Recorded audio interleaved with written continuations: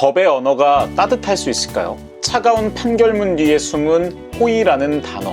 오늘은 전 헌법재판관 문영배가 퇴임 직후 내놓은 본인의 에세이 호의에 대하여를 읽고 리뷰해보고자 합니다.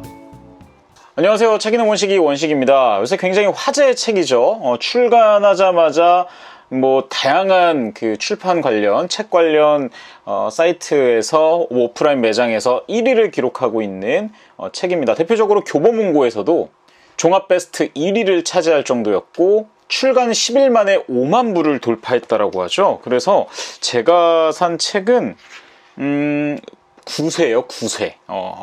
1쇄가 8월 28일 나왔는데 저는 9쇄. 예. 그만큼 굉장히 나오자마자 화제가 됐던 그런 책. 문영배라는 인물 자체가 올해 초에, 초는 아니죠. 올해 그 말 있잖아요. 피고 윤석열을 파면한다. 요 한마디로 라이브 중계를 보던 많은 사람들의 마음을 울리고 또 먹먹하게 만들었던 우리 문영배 전 헌법재판관, 헌법재판소 소장 권한대행이기도 했던 문영배님의 에세이입니다. 일단 제목이 호의에 대하여예요. 호의하면 또 우리 류승범 부당거래 호의가 계속되면 걸린 줄 알아요. 요 생각이 나는데 무엇이 우리를 살아가게 하는가? 아름다운 사람이 많다. 절망하기엔 아직 이르다. 희망과 절망을 오가며 하루를 살아내는 사람들, 그 보통의 삶을 관찰하고 성찰한 기록. 이렇게 써 있습니다. 대충 봐도 어떤 내용인지 아시겠죠? 출판사는 김영사고요. 총 120편의 짧은 에세이예요. 그러니까 이 책으로 봤을 때도 짧으면 진짜 반 페이지에서 길어도 한 3페이지, 4페이지 정도밖에 되지 않는 짧은 단편 에세이들을 이제 모은 그런 책이고 2000년이 아니죠. 1998년 9월 1일 누구도 나에게 이 길을 가라하지 않았다서부터 이제 퇴임 직후에 썼던 퇴임 직후는 아니죠. 퇴임 전에 딱 헌법재판소 재판관 퇴임사 2025년 4월 18일 이렇게 한 27년 정도의 본인의 그 에세이들을 쭉 한 권의 책에다 담았어요. 네이버 블로그를 연재를 오래 하셨더라고요. 블로그세요. 지금은 아마 그 헌법재판 하고 탄핵심판 그거 하고 나서 파워블로거가 되지 않으셨을까? 그 광고 애드센스인가요? 그거 하셨나요?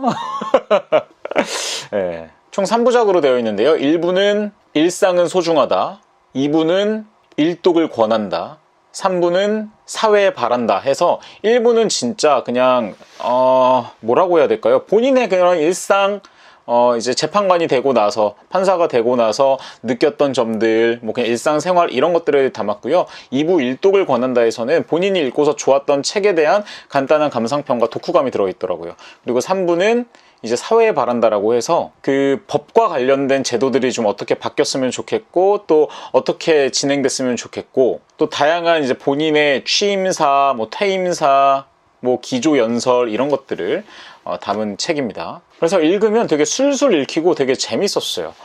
예를 들어서 일독을 권한다 같은 경우에서는 이분도 아마 제가 봤을 때 민음사 책을 좋아하시는 것 같아. 그 세계문학들 있잖아요. 톨스토이, 도스토옙스키, 빅토르 위고, 니체 등등 되게 그 세계문학 전집에 있을 것 같은 그런 책들을 많이 읽으셨고 그 다음에 나무를 진짜 좋아하시더라고요.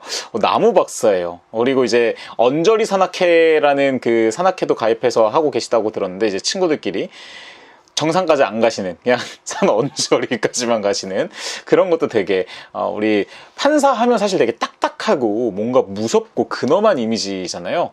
근데 딱 그런 모습을 봤을 때 이분도 하나의 평범한 인간이구나. 그래서 이분이 주장하는 게 평범한 인생으로서의 삶이 얼마나 소중한가 이것들을 잘 이야기를 하고 있어요. 근데 그렇게 되기 위해서는 이 책의 제목처럼 우리 문영배 전 재판관님이 얘기하고자 하는 것은 호의가 필요하다. 그러니까 호의는 단순한 미덕이 아니라 갈등 비용을 낮추는 기술로 생각을 하고 있습니다. 실제로 이건 재판을 할 때도 그러니까 이제 판결을 내리기 전에 조정, 화해 이런 것들을 또 판사들이 권고를 많이 하잖아요. 그래야지 이제 그 사회적 비용을 낮출 수 있으니까 그렇게 했을 때 서로 조금씩 호의를 보이고 양보를 했을 때 그런 비용을 낮출 수 있고 사회가 원활하게 잘 돌아갈 수 있다. 그래서 예를 들어서 2천만 원짜리 채무가 있으면 그 조정을 할 때 원고에게는 2천만 원을 언제까지 받되 예를 들어서 3달 일찍 뭐 한 1,400만 원을 갚으면 600만 원은 그냥 면제해 주는 걸로 한다. 이런 것들도 어떻게 보면 호의잖아요. 그러니까 그런 어떤 조정이나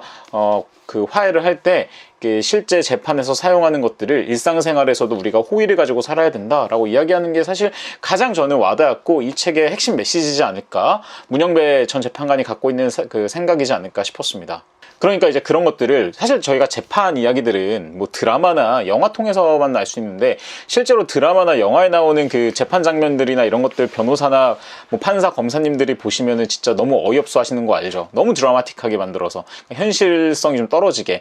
그런데 실제로 재판이나 이런 어떤 그런 과정들을 이 책을 통해서도 느낄 수 있어서 되게 좋았고요. 그 다음에 평소에 이제 문영배 재판관이 가지고 있던 생각도 알 수 있었어요. 초범이나 약자에게는 처벌보다는 상담이나 치료 프로그램을 통해서 사회적으로 다시 적응할 수 있게 만들어주고, 화이트 칼라의 범죄에 있어서는 굉장히 엄정하게 처하는 그런 가치관들도 눈여겨볼 만하다 생각이 들었습니다. 우리가 거꾸로 사회적 약자들에게는 되게 과한 처벌을 내리고 화이트 칼라나 돈 많은 사람들에게는 관대한 처벌을 내리는 경우들이 있는데, 문영배 전 재판관의 시선은 그렇지 않았었고요. 또 자살과 관련된 이야기들도 몇 개 나오는데, 2007년에 그 창원지법에 문영배 전 재판관이 있었을 때, 그때 선고할 때 피고인에게 자살을 10번 말하게 시켰대요. 그러면 그게 우리에게는 자살이라고 들릴 수도 있지만 살자라고도 들릴 수 있다, 이렇게 훈계하는 장면이 나오는데, 말의 전환을 통해서 삶의 태도를 바꿀 수 있는 것도 이 에세이를 통해서 또 한번 느껴볼 수 있었고요. 또 문영배 재판관은 되게 겸손한 사람으로 나옵니다. 책도 굉장히 많이 읽었는데도 되게 겸손해요. 그런데 책을 통해서 본인이 처음에는 간접 경험, 그러니까 이제 판사라는 직업은 되게 다양한 사람들을 만나야 되는 거잖아요. 물론 높은 위치에서 만나는 거긴 하지만, 그랬을 때 그 사람들의 경험을 간접적으로 알 수 있는 것들은 독서밖에 없다라고 해서 독서를 시작을 했고, 특히 보편적 진실을 이야기하는 문학을 구체적 진실이 필요로 한 재판의 어떤 상호 보완제로 그렇게 이야기하는 것도 되게 흥미로웠습니다. 그리고 본인을 굉장히 평범한 사람, 그냥 평균인 사람이다 라고 이야기를 해요. 서울대 법대를 나왔고, 솔직히 우리나라에서 피고 윤석열을 파면한다, 이렇게 공식 석상에서 말할 수 있는 사람이 누가 있겠어요. 사실 어떻게 보면 진짜 대단한 사람인데 본인은 평범한 사람이다, 이렇게 생각을 하는, 그리고 그 평범함의 힘, 평범함의 어떤 따뜻함, 그 평범함의 소중함, 이런 것들을 계속해서 역설을 하고 있고요.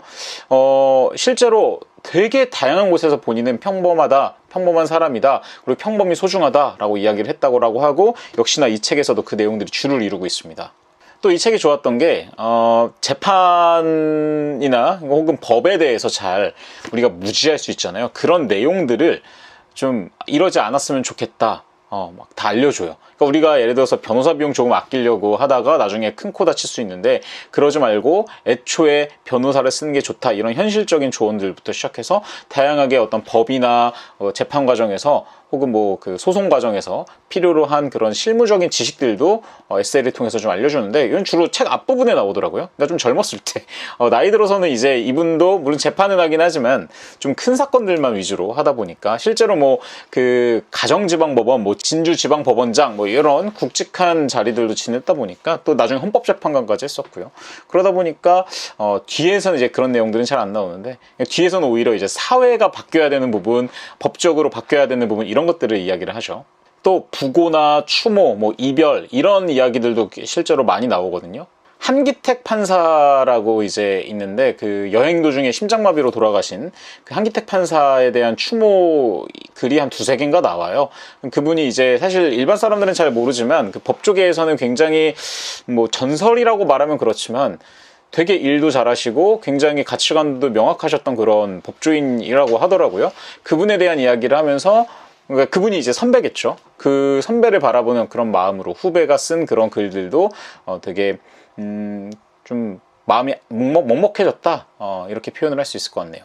확실히 그 판사다 보니까 문체 자체가 약간 그 난중일기 같은 느낌도 들어. 김은혜 카레 노래, 실제로 김은혜 카레 노래에 대한 내용도 나오거든요.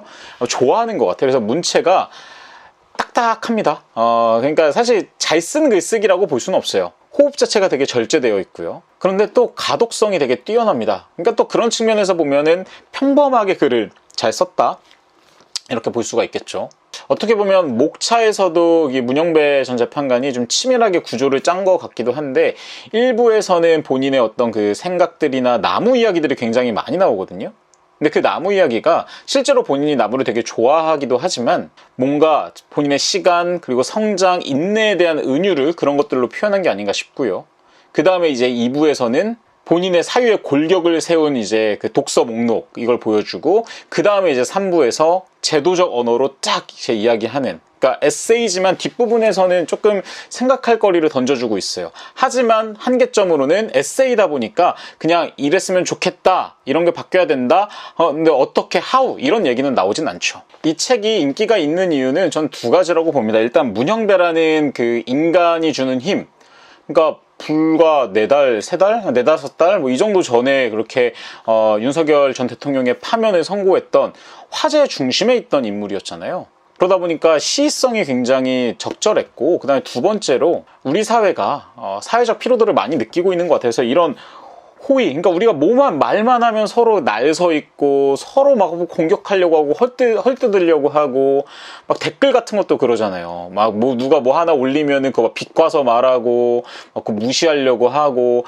그런 것들에 많이 좀 지쳐 있던 게 아닌가. 그래서 요 호의를 이야기하는 요 갈등 비용을 좀 낮추자, 사회적 갈등 비용을 좀 낮추고 우리가 다 잘 살아보자, 평범함이 소중하다, 이런 이야기들에 우리의 어떤 마음이 좀 더 동한 게 아닌가. 그래서 좀 감정 케어를 해줄 수 있는 그런 책이지 않나 싶은 생각이 들었습니다. 그래서 이 책은 저는 누구나가 다 읽어봐도 좋지 않나 싶은 생각이 들어요. 그러니까 공직자이신 분들이 읽어도 정말 좋을 것 같고, 일상을 살고 있는 모든 사람들이 이 책을 읽었을 때 좋지 않을까. 그러다 보니까 이 책이 또 인기가 있는 게 되겠죠. 저도 정말 따뜻하게 잘 읽었고, 어렵지 않아요. 페이지는 400페이지가 넘지만 술술 읽혀서 저는 한 3일 만에 다 읽었거든요. 그래서 이 책을 한번 여러분들께서 읽어보시길 추천드리도록 하겠습니다. 이 법정의 언어와 일상의 호흡이 만날 때 우리는 진짜 살아가는 이유를 발견하게 됩니다. 호의에 대하여 당신은 당신의 호의를 어떻게 실천하고 있나요? 지금까지 책 읽는 원식이었습니다. 대꾸알죠? 안녕.